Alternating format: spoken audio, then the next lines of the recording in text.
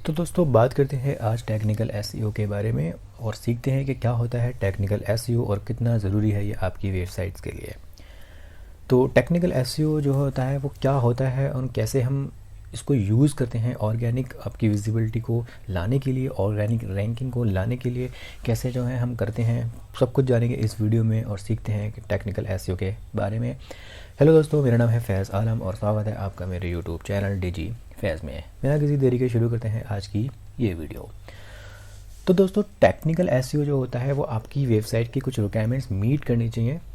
आपकी कुछ वेबसाइट की रिक्वायरमेंट मिलना चाहिए सम टेक्निकल एलिमेंट्स या टेक्निकल पैरामीटर्स से, ठीक है, आपकी वेबसाइट की रैंकिंग को इम्प्रूव करने के लिए।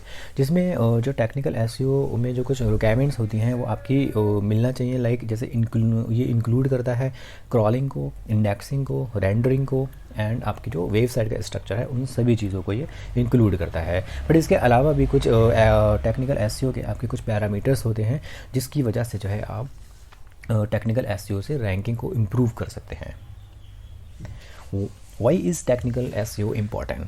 दोस्तों अगर आपकी कोई वेबसाइट है और उस वेबसाइट पे अगर आपका कंटेंट है, ठीक है, बट आपका यूआरएल स्ट्रक्चर ठीक नहीं है, आपका कुछ HTTPS की जो एक रिक्वायरमेंट होती है, यहाँ पे कुछ टेक्निकल एक पैरामीटर्स होते हैं कुछ एसईओ के, और वो टेक्निकल एसईओ के पैरामीटर्स अगर आपकी वेबसाइट में नहीं है, आपकी वेबसाइट के क्रॉलिंग नहीं हो रहे हैं, पेज इंडेक्स नहीं हो रहे हैं, रेंडर नहीं कर रहे हैं, आपकी वेबसाइट का स्ट्रक्चर अगर अच्छा नहीं है तब, और आपकी वेबसाइट में मान लीजिए कंटेंट है, फिर भी जो है आप जो है कंटेंट जो आपकी जो वेबसाइट की रैंकिंग है आप उनको नहीं ला सकते आप गूगल में, तो जिसकी वजह से जो है आपको टेक्निकल एसईओ की ज़रूरत पड़ती है।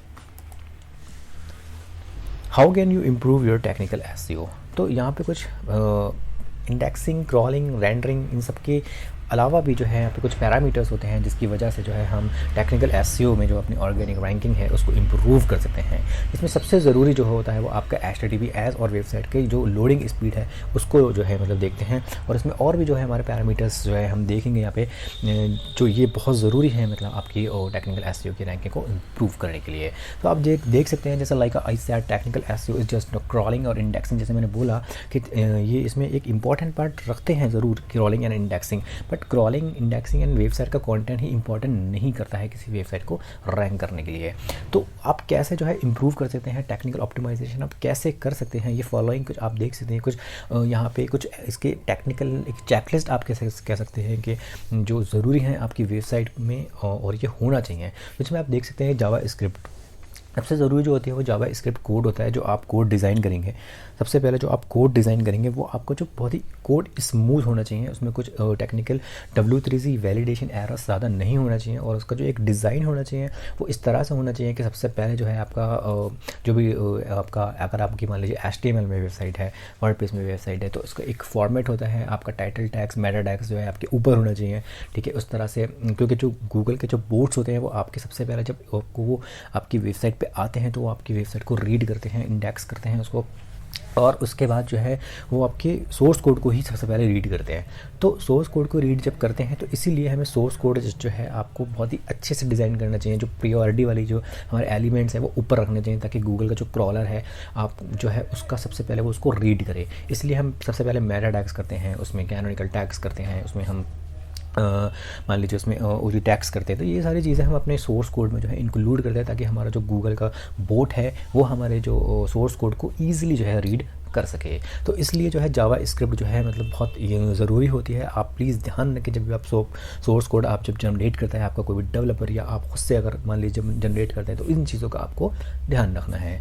उसके बाद होता है आपका XML site map. XML site map जो होता है वो आपके एक सर्च इंजन फ्रेंडली जो आपका साइट मैप होता है, जिसमें आपकी जो वेबसाइट के पेजेस होते हैं वो इंडेक्स जो है ईजिली कर देते हैं। इसको आप मैनुअली भी जनरेट कर सकते हैं और इसको आप किसी टूल के थ्रू भी जो है जनरेट कर सकते हैं, और ये वेबसाइट की इंडेक्सिंग के लिए जो है बहुत ही ज़रूरी होता है। इसलिए आप अपनी वेबसाइट में XML साइट मैप ज़रूर इंक्लूड करें।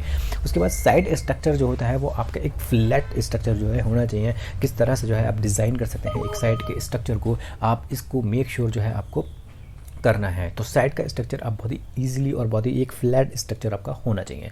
एंड सबसे फोर्थ इंपॉर्टेंट जो आपका मोस्ट इंपॉर्टेंट जो है आपका फोर्थ पार्ट है, जैसे हम URL स्ट्रक्चर जो है कहते हैं। URL का स्ट्रक्चर जैसे मान लीजिए आपकी कोई वेब साइट है जो ई-कॉमर्स से रिलेटेड है अगर, तो आप इस तरह से जो है अपने यूआरएल के स्ट्रक्चर्स को बनाएं कि अगर मान लीजिए आपके प्रोडक्ट्स में, आपके मान लीजिए कोई कैटेगरी है, होम पेज में आए, उसके बाद आपके कुछ कैटेगरीज़ हैं, तो कैटेगरीज़ में आपके कुछ प्रोडक्ट्स हैं, या आपके कुछ प्रोडक्ट्स में आपके कुछ सब प्रोडक्ट्स हैं या सब पेजेस हैं। तो उस तरह से आपका डिज़ाइन होना चाहिए कि यूआरएल स्ट्रक्चर यू नो बहुत ही स्मूथ होना चाहिए, और यूआरएल की जो लेंथ होती है वो 2048 कैरेक्टर्स आपकी होना चाहिए। यानी दैट मीन्स कि अगर यूआरएल आपका बहुत ज़्यादा लॉन्ग है तो गूगल की पॉइंट ऑफ व्यू से वो ठीक नहीं है। तो यूआरएल आपका सबसे पहले शॉर्ट होना चाहिए।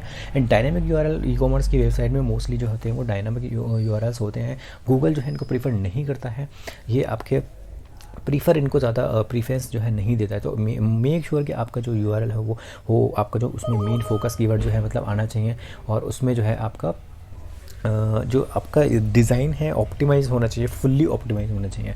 जो आपका मान लीजिए कीवर्ड अगर आप यूज़ कर रहे हैं टाइटल में, तो वही अगर आप मेक श्योर कि अगर यूआरएल में वही कीवर्ड आपका आ जाता है तो वो ईजी होता है कि मतलब वेबसाइट के रैंकिंग को इम्प्रूव करने के लिए। यूआरएल स्ट्रक्चर तो जो होता है वो बहुत ही जो है आपका जब ऑप्टिमाइज़ करेंगे तो बहुत ही शॉर्ट आपको रखना है। एंड स्ट्रक्चर डाटा जो होता है वो आपका एक स्कीमा मार्कअप होता है, यानी कि आप जो अपनी वेबसाइट में इंक्लूड करते हैं, या प्रोडक्ट डाटा जो है आप करते हैं। अगर आपके मान लीजिए प्रोडक्ट्स हैं, ठीक है, तो आप प्रोडक्ट स्कीमा इसमें यूज़ करते हैं, तो आप इसके स्कीमा जो है आप इसमें यूज़ कर सकते हैं। इसमें कुछ एक एडिशनल इन्फॉर्मेशन जो है हम फाइंड आउट कर सकते हैं। थिन कंटेंट आपका नहीं होना चाहिए। सबसे बात जो आपका जो डुप्लीकेट या स्पैमिंग कंटेंट होता है वो आप उसको प्लीज़ अवॉइड करें। अगर आप फ्रेश कंटेंट लिखवाते हैं अपने जो है कंटेंट राइटर से, तो आप अपने फ्रेश एंड यूनिक एंड एक ऑप्टिमाइज तरीके से जो है कंटेंट आप हमेशा लिखवाएं। और किस तरह से हमें कीवर्ड LSI उसमें यूज़ करना चाहिए, यानी कि आप उसमें जो लेटेस्ट इवेंट इंडेक्सिंग वाले जो कीवर्ड्स होते हैं, प्राइमरी फोकस कीवर्ड है, हम कैसे यूज़ कर सकते हैं। ठीक है, जब भी आप कोई फोकस कीवर्ड आप यूज़ करें तो आप टाइटल में वो चीज़ यूज़ करें, आप अपने डिस्क्रिप्शन में वो यूज़ करें, आप अपने यूआरएल में वो चीज़ कीवर्ड को यूज़ करें। और मेक श्योर कि आप कुछ कंटेंट लिखवाएंगे तो उस कंटेंट में भी वो आपका प्राइमरी एंड सेकेंडरी कीवर्ड्स होने चाहिए।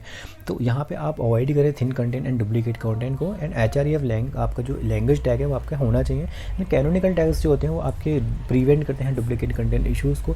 तो आपका ये जो कैनोनिकल टैग है वो आपके वेबसाइट में होना चाहिए, और ये हर पेज में जो है आपके कैनोनिकल टैग्स लगते हैं। 404 पेज जो होते हैं वो आपको नोट फाउंड पेज होते हैं, यानी कि अगर कोई यूज़र आपकी वेबसाइट पे आया तो ये एक क्लाइंट एरर दे देता है जब उसको कोई इन्फॉर्मेशन नहीं मिलती है या उसको कोई भी पेज नहीं मिलता है। तो ये क्या करता है, उस पेज को फाउंड नहीं कर पाता है। तो एक क्लाइंट एक एरर होती है जो आपकी ये वेबसाइट पे होना बहुत ज़रूरी है। एक इसको हम कस्टम पेज भी बोलते हैं, 404 कस्टम पेज भी जो है हम इसको बोलते हैं। तो ये आपकी वेबसाइट पे होना बहुत ज़रूरी है।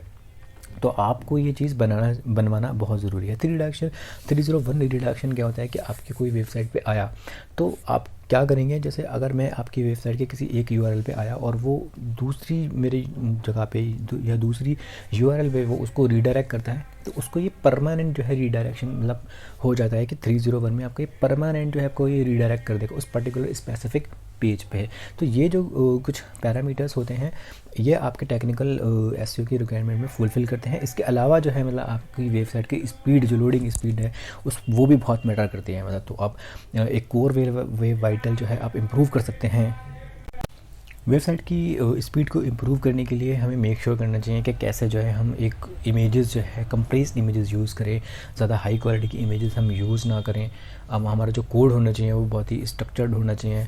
हमारे जो यूआरएल एंड हमारे जो कंटेंट एंड ऑल द जो पैरामीटर्स जो हमारी वेबसाइट की लोडिंग स्पीड को बहुत ही हैवी बनाते हैं वो चीज़ हमें सब अवॉइड करना चाहिए। तो उससे जो है वेबसाइट की स्पीड पे जो है आपका जो है बहुत ज़्यादा फ़र्क पड़ता है। तो आई होप कि ये वीडियो आपको पसंद आई होगी। अगर ये वीडियो आपको अच्छी लगी हो तो प्लीज़ आप मेरी वीडियो को लाइक करें और मुझे सपोर्ट करने के लिए मेरे चैनल डिजिफैस को सब्सक्राइब करें। धन्यवाद।